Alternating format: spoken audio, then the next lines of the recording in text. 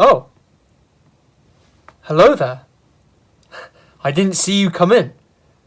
My name is Alexander Cohen, and it's my absolute pleasure to introduce to you the Durham Drama Festival 2021 closing ceremony. But before we continue, let me change into something more appropriate. We will begin this evening with our virtual film festival, showcasing trailers and films from current Durham students and alumni. But before we do, pour yourself a drink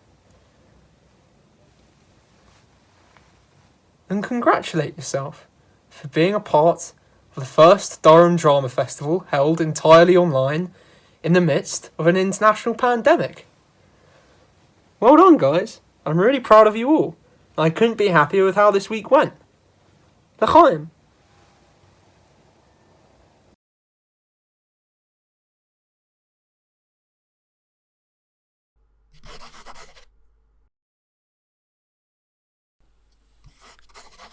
Once upon a time, there was a boy called Peter. Peter lived with his mum and dad and a parrot called Pearl. Peter had lots of hobbies. He liked painting pictures and playing the piano. But his real passion was reading. He would often spend hours alone in his room, a book in his hand, and his mind in another world. He read lots of different types of books, but his favourites were adventure stories by his favourite author, Patrick Paulson. Peter wanted to be a writer, just like Patrick. So he grabbed a pen and some paper and got to work. He knew that he couldn't write a whole book straight away, so decided to write a short story. Peter let the pen go where the story took him.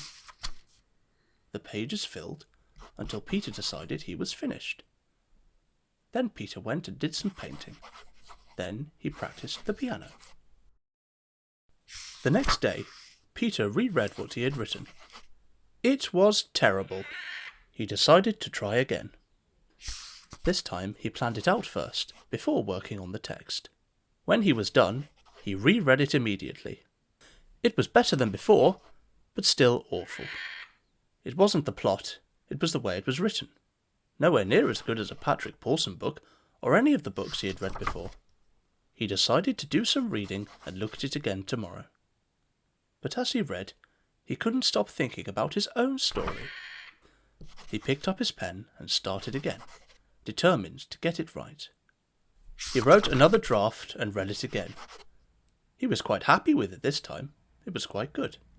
Still lacking something, but quite good. Peter painted and practiced the piano. The next day, Peter went to write something new. But before he did, he had one more read-through of his first story. It just wasn't quite right. His next rewrite only changed a few sentences. It was better. Or was it? He wasn't quite sure. It didn't feel right to start something else, leaving his first story incomplete. He read it again. This time he didn't even know what to change. He knew what he wanted it to be like, but he didn't know how to make it like that. He read it again, and again, and again, and again, and again, and again, and again, and again, and again, and again. He would change words, change sentences, reorder paragraphs. Every day he would read and reread and tweak and change and reorder and reorder and read again, but it would never be right. Every day for weeks, for months, it would never feel right. It would never be as good as a Patrick Paulson book like any other book he had ever read. It just wasn't good. He wanted never to put it together wrong. A real thing. And how hard he tried.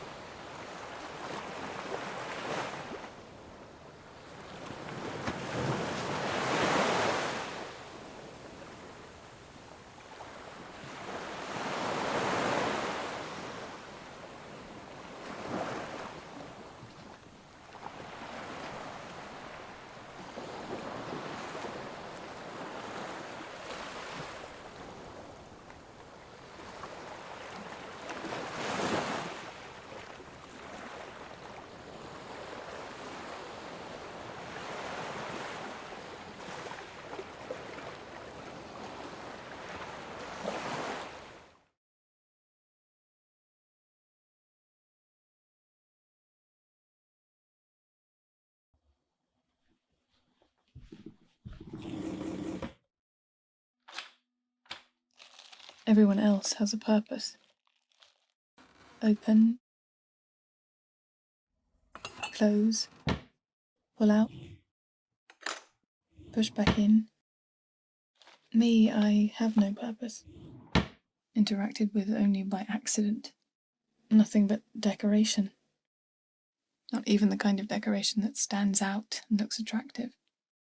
I fill a gap to stop the gap from looking ugly. I blend in. I'm not the only one, of course. There are others. On the wrong side of a corner, or below the sink. Sometimes I dream of being something more. And someday, someone will enter the kitchen to find my drawer ajar. They will walk towards me, confused, and see me for what I am. That is only a dream. Instead, I am stuck here, completely ignored, except by accident, doing nothing but blending in. No meaningful purpose to my existence.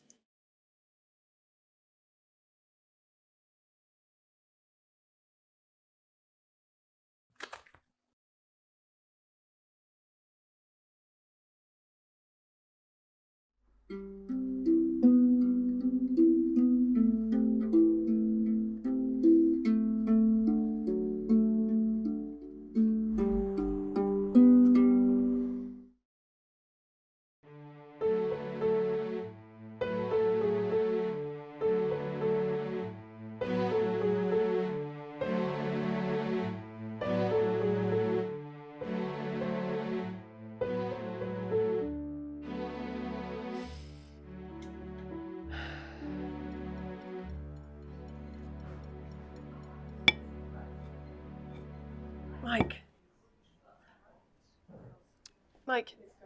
Mike, are you even listening to me? Of course, honey. Right. Okay.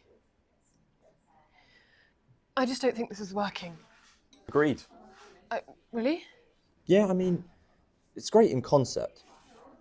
Like, you've got bacon, you've got pancakes and maple syrup. Each great on their own, but I don't know.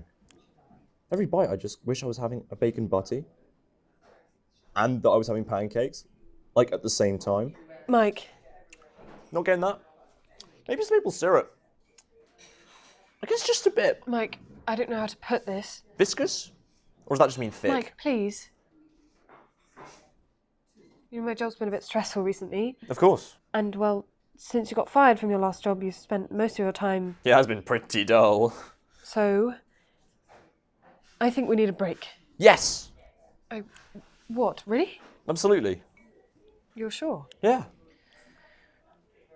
I didn't realise it would be so... I'm glad we're on the same page.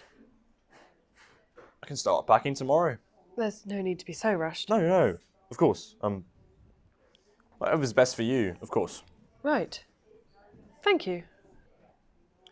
What about the cats? I'm sure we could find a shelter. Or Dave and Anne could take them. I'm sure they wouldn't mind. That seems a bit drastic, but I'm sure we could come to some kind of arrangement. Mike, you sure you're all right about this? Yeah. What's up? Just seems a lot to throw on you. Oh yeah, but it's been a long time coming really, hasn't it? It has? I mean, all those long private phone calls to that old school friend of yours, the one who lives in Hawaii, and sorting through like old stuff in the loft. And those secret night visits to that travel agent's house, the tall one with the beard. You knew about that? Yeah.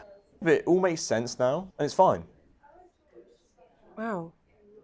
Thank you. I didn't realise you could be so understanding.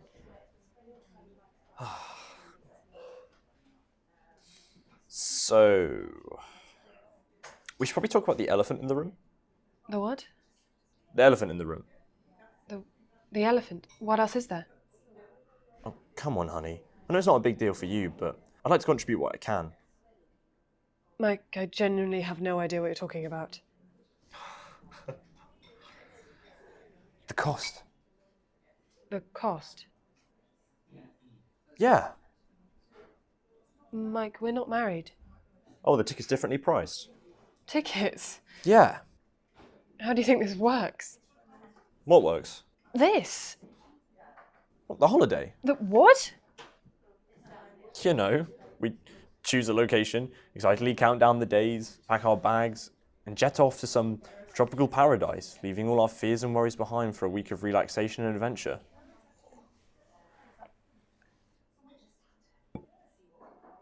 Right?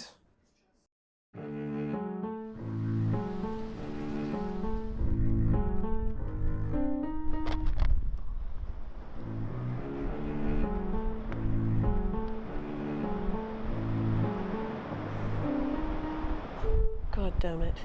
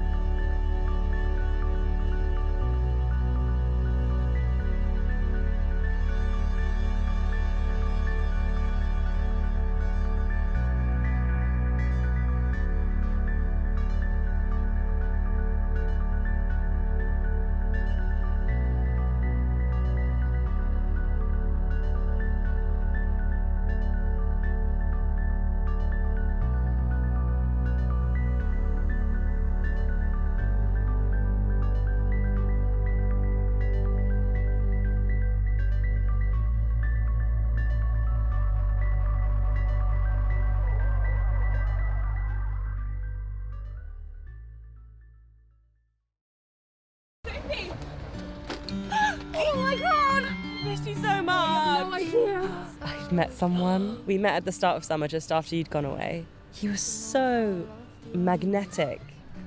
What about you? Did anything happen in France? No. I'm about as single as they come. I knew tonight was the night. I'm like your fairy godmother, or a genie, a vera sucsa genie. Is he perfect? Anna, come on. It's humiliating. Humiliating? Stop it. Everyone's gonna find out, and they're just gonna think I'm desperate and unwanted and undesirable. I just have to keep hoping that this person that my heart is so preoccupied with will just sweep all of my fondness and devotion up into their arms and protect it carefully for me. And what? Worth all the blood and mess in the world. I love you, Anna. I love you more.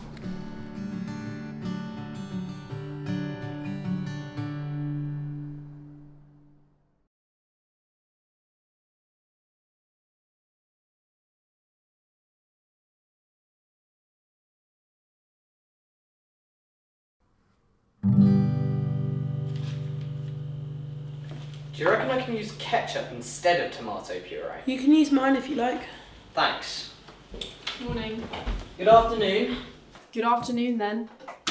What time did you get back last night? I don't even know how I got back last night. It was definitely after 5, though. It was 5:15. Sorry. Did I wake you up? You would have done if I wasn't already awake. Why were you up so early? What were you doing? Trying to get back to sleep. Okay, nobody talk to me. So if we start talking, we're just going to have a conversation. I do not have time for a conversation right now. I'm having a snack before the inaugural meeting of the Conservation Society I've just set up. Feel free to come, by the way. I'm going to have to run because I've just come back from creative writer. I'm going to be late. Will you be quicker if I went through the window? I guess that depends on where you're going. See you later. Bye, Zoe. Do you remember when they made us fill out those forms so that we live with people with similar personalities to us? I don't think they do that unless you're sharing a room with someone. Maybe there's just a link between us that we haven't discovered yet.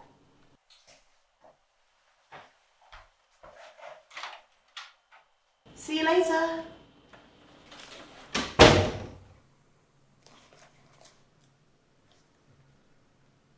Any ideas on what the link might be? What? The link. The reason they put it all together in the same corridor. I don't think any of us do drugs. No, it would have to be something that was on the form. And I think Matt might. It's never looked high to me. Well, he's just moved to a new city. Probably hasn't found a dealer yet. Bit judgmental of you. What makes you think he might? Well, he told me that he wanted to join the legalised drug society, but he didn't because he was paranoid about giving the SU his information. Well, he might just be a libertarian. Hey, if either of you guys do drugs, let me know because I just found a place to get weed. You don't have any on you now, do you? Yeah, you might not want to do that until... I see. You think drugs are bad because that's what they taught you in school. But who runs the schools? The government. And what do governments do? They lie. You know, marijuana actually cures cancer cells, but the government covers that up because... That's not what I meant. Feel free to do any drugs you like. It's just you might not want to have any on you until after the sniffer dogs come. What? Sniffer dogs, furry creatures that smell out drugs. Were you not paying attention to the induction talk? Well, I didn't go. Why not? I was trying to find a dealer. Anyway, when did they say the dogs were coming? They told us the exact date, so you know exactly what time you need to have done all your drugs by. Well, they just said in the next couple of weeks. Shit. Invited people over to get stoned all night. I disagree. They said the first few weeks. If they were going to do it this week, they would have said the first couple of weeks. So I should be alright then? No, I wouldn't risk getting kicked out of university purely based on the vague interpretation of a single word. Right. Shit. Come on, think, Matthew. What do I do? Obviously there were going to be sniffer dogs. When you arrive at a new university, they do a drug search and they do a fire drill. Everyone knows this. Why didn't I think of this? Well, maybe you're taking something that negatively affects your ability to think. Okay. Think logically. You could get rid of it. Not gonna happen. Or you could hide it somewhere else. Where were you planning to smoke it? In my room? But there are smoke detectors in your room. Oh yeah, I'd forgotten about that. Okay, you're gonna have to hide it somewhere else. You'd hide it somewhere public? Somewhere public, but where no one will find it. How about you tape it up a tree in the forest? No. I don't want to put it somewhere public in case someone comes along and steals Well, nobody can steal it if they can't find it. Yes, that does seem a little paranoid of you. But of course, paranoid schizophrenia is a symptom of prolonged marijuana use, so I guess that makes sense. Oh, fuck off, James. What if there's a way to subdue the smell? What if I put it in the freezer? That'd stop the dogs from smelling it, right? Can you freeze weed? You can freeze anything. The question is, does it defrost well? Oh, I've never heard of anyone doing it, so I don't think so. Well, you can freeze brownies. So you can probably freeze pot brownies. Yes, I'll look up a recipe. I wouldn't do that on the university network. Maybe use mobile data. No, even if the university can't see what I'm doing, the government can. And besides, I think brownies have eggs in them, and I'm allergic to eggs. Okay, well, I hesitate to say this, but you could hide it in one of the communal areas. If the dogs don't come until after Wednesday, you're fine. And if they do come, and they do find it, well, you can just wipe off your fingerprints, we'll all deny that it's ours, and they can't prove it. They can't arrest you if they don't know that it's yours. But I'll still lose it. You're just going to have to accept that if you don't want to throw it away and you don't want to hide it somewhere else, you're going to have to hide it here. And if you hide it here, there will be dogs. Right. I don't have any better ideas. I'll go get it. Wait. I'm not very comfortable with this. Even if the police don't arrest us, the university could still punish us. Oh no, don't worry about it, James. The worst they'll do is just send around an email about their policy on drugs and make us go to a drug safety course or something. Alright, but if we do get caught, I will tell them it's yours. That's alright by me. We won't get caught anyway.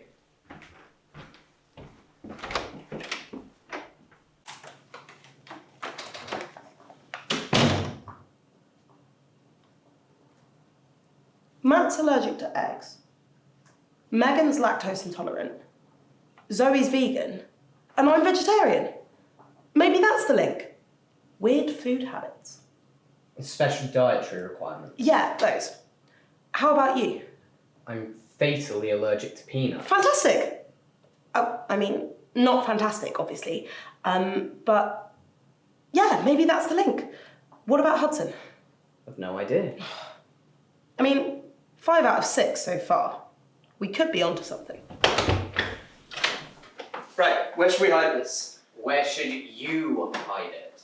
A cupboard, maybe? We all have our own cupboards. It can't be somewhere that's associated with the individual. Ooh, under the bin! And not somewhere that the cleaner's going to find it. How about on top of the cupboard? But you can see on top of the cupboard. Not if you push it right to the back. Yeah. Wow. Here we go. Problem solved. Yeah, except you still need to find somewhere to smoke it without a smoke alarm going off. But sure, problem solved. Hey guys, whose is this? I thought you said it was just weed. It's not mine, I just found it up there. None of us would have that much. No student could have that much. I heard a rumour that all of the building managers are secretly drug dealers. Maybe they leave it here so that if it gets found, the students get blamed. That can't be true. I know. I asked one of them and he said no. And why would they leave it here if they knew sniffer dogs were going to come by? What's that you've got there? Is this yours? No comment, but I would suggest that whoever it might be must have quite a lot of resources available at his or her disposal to have such a large quantity of such a substance. I would also suggest not to mess with someone like that. Perhaps the best course of action would be to wipe your fingerprints off the substance and the surrounding area and simply leave it be. You can use these. Can I hide this there as well? How could I object? I've got nothing to do with anything, but leave everything as you found it. Hudson, do you have any dietary requirements? No. Damn!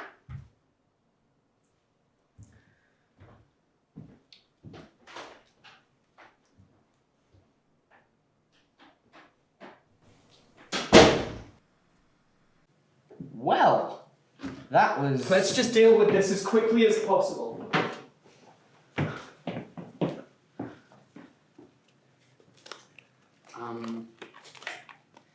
That's Megan's tea towel. Oh no, don't worry, she said anyone could use it. Wasn't there a thing before about how happy we'd be about other people using our stuff? Could that be the link? No. Zoe said... what was it she said? She said she needs to be out of here as quickly as possible, so she needs her stuff to be exactly where she needs it, when she needs it.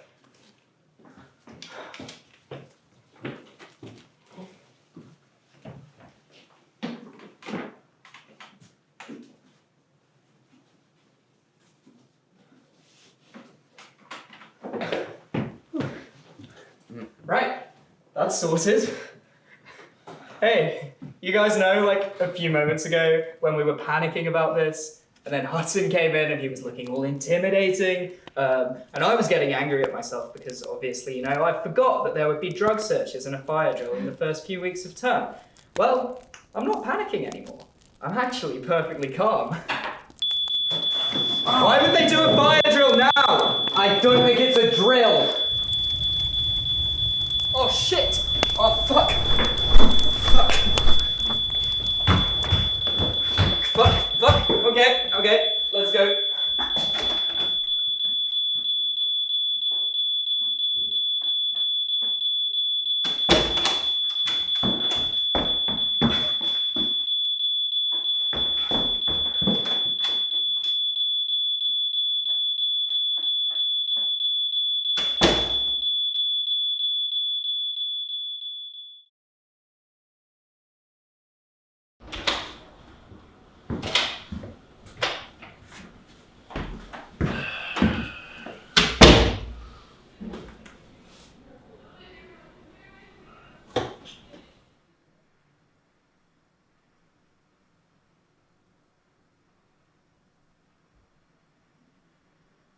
Right, well, it looks like we will no longer need to do a fire drill. Although we do need to deal with the 5 of you. So, unless one of you can tell me who is responsible for this, you will all have to take a fire safety course. So, who's responsible? Matt did it. Is this true? Yeah, it is. Were you not paying attention to the fire safety part of the induction talk? I didn't go. Why not? I was ill? Right. Well, only Matt will have to take the course. I'll let admin know about that. What I will not be letting anyone know about is this. Now, I don't know whose this is or where you got it from, but I'd just like to make it very clear now that no drugs are allowed in these buildings unless they've been sold to you by me. You're a drug dealer. Yeah? All the building managers are. But I asked you the other day and you told me that you weren't. You asked me in a very public place. If you'd asked me somewhere more private, I'd have sold you all the weed you could have wanted. I'd have even turned off the smoke detector in your room so you'd have somewhere to smoke it. If you want to buy this back off me, let me know. I think I'll wait till Wednesday, thank you. So be it.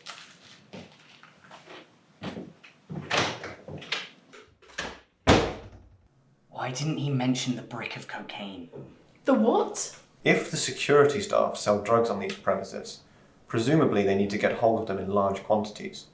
Perhaps what you found was a drop-off meant for them to pick up.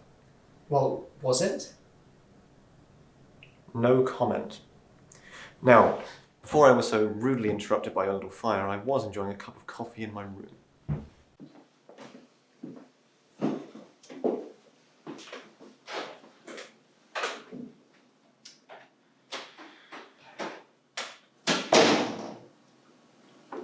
Oh, Matt, thanks for starting the fire. What? Well, some second and third years told me that they always have the fire drills really early in the morning, but thanks to you, it was in the afternoon. Oh, thank God. Now I won't get woken up at 5 a.m. again. They also said that they never get sniffer dogs in. It's a complete empty threat. The uni always say they're going to, but they never actually do. For fuck's sake. Oh, and you owe me a tea towel. How's everybody doing? Feeling like a cup of tea or coffee? Have a little bit of a corridor bonding chat? I'd love to know how you've all been doing. Oh, my life's just been so hectic recently, it'll just be nice to sit down and chat. But for about an hour anyway. Anyway, tea or coffee? Coffee, please, milk and sugar.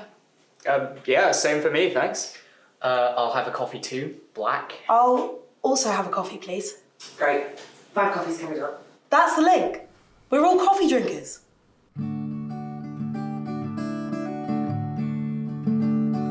So they sat there with a cup of coffee and they thought it was very nice. If I said to you, would you like a brew? Oh, you wouldn't think twice. In life there's chaos and coffee and I know which one I'll pick. Oh, my body roars with caffeine sores, but get the kettle on quick. Oh, coffee, yeah. Oh, coffee, yeah.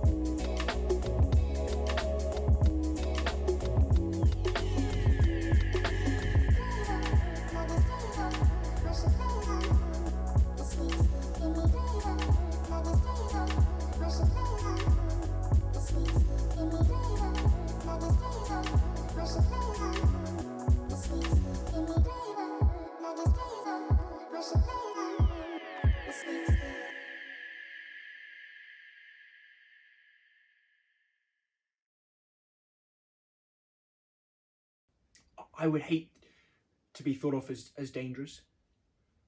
Which is not to say, of course, that I'm not dangerous. In a certain sense. Of course, why else would I be here? But I am not capital D dangerous. I present no present danger to you all. Do you feel numb or detached from other people or activities you once enjoyed? Yeah. Very often, for fuck's sake. Hang on. You wanted a bigger house. That's what this is all about. You'd destroy Dad's legacy for a slightly bigger house. There's plenty of room here. That's what I said. You know what happens to you if you fall into a black hole? You get stretched out longer and longer and tinier until it's just a string of molecules. It's spaghettification.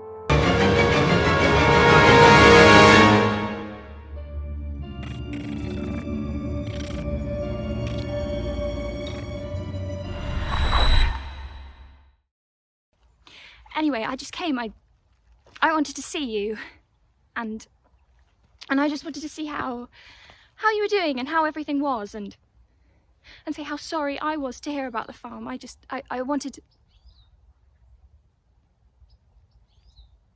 I decided it was time. I still love him. How? How do I still feel this acid in my chest when he's near? It eats at me. This horrible want, it will destroy me. Now let it. Please, leave me be. Maybe what happens after death, even if it's nothing, it's better than just this suffocating emptiness.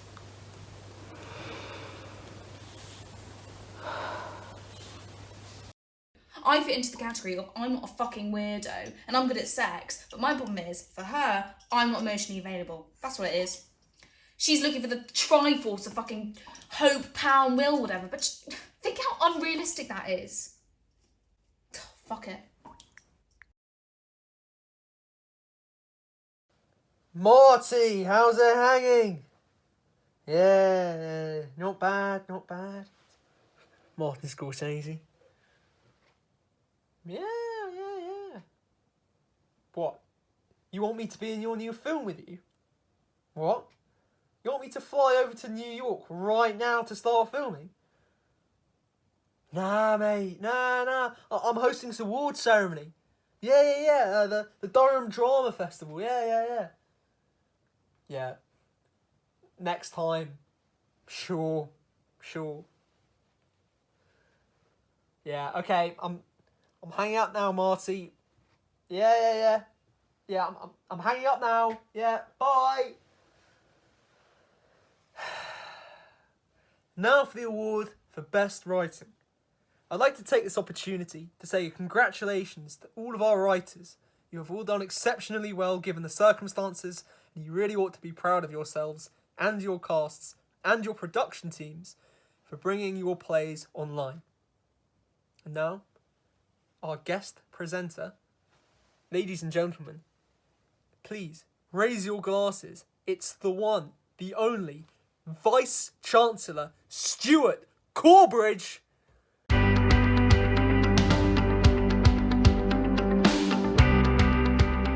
Hello everybody, I'm Stuart Corbridge, the Vice Chancellor and Warden. I'd like to say thank you for letting me take part in the Durham Drama Festival again this year. It is a highlight of the year, and it's extraordinary, of course, that our student body has been able to put on with staff support the Durham Drama Festival in these very difficult circumstances. I think we've had something like 72 different drama groups involved in the festival this year from a range of colleges and from a range of year groups. That's absolutely fantastic. As ever, these events take a lot of organising. Many people will have been involved. I'd like to say a special thank you to our judges this year, Jake Murray and April DeAngelis, who've committed a huge amount of hard work. That was great fun as well for both of you, Jake and April, in reading and providing feedback, which will be invaluable, of course, to all of our young writers. And I think it's entirely right in this exceptional year that we don't just have one prize to hand out from the executive committee of the festival, but rather our judges have chosen 2 plays to be awarded this year. And those 2 plays, I'm pleased to say, are The Death of a Disco Dancer by Eric Yu and Degenerate by Harry Jenkins. So congratulations to Eric and Harry, and congratulations to all of you that have been involved with the festival this year. I do hope you've enjoyed it. Stay well, take care.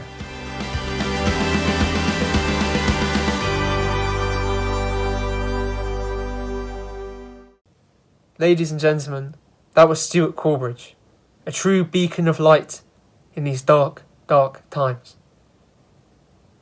Well, that was it. That was DDF. I'd like to echo my congratulations to Eric and Harry. Truly well deserved. I'm sure you are extremely pleased. I would like to take this opportunity to share a few thanks. First of all, to my executive committee. I know that this is a bit of a cliche, but I literally could not have done this without you. So thank you so much. I hugely appreciate all of the blood, sweat and tears that you've poured into this festival. So thank you. Additionally, I'd like to thank Kate Bart and Alice Alcott, whose technical expertise and overall wisdom have been greatly valued not only by myself and my team, but just about everyone in DDF and in DST. So thank you. And lastly, to all of you, everyone, casts, prod teams, or even those just watching, those who just wanted to be a little bit involved, thank you for everything that you have done in helping to put this festival online. Now, I know that we could have thrown in the towel a few months ago and not bothered with any of this, but we did. We overcame the odds, and we overcame the obstacles to make DDF what it was. I thank you all for all of your hard work and dedication. There's one last thing that I'd like to say, but I'm slightly tired. Oh, that's nicer.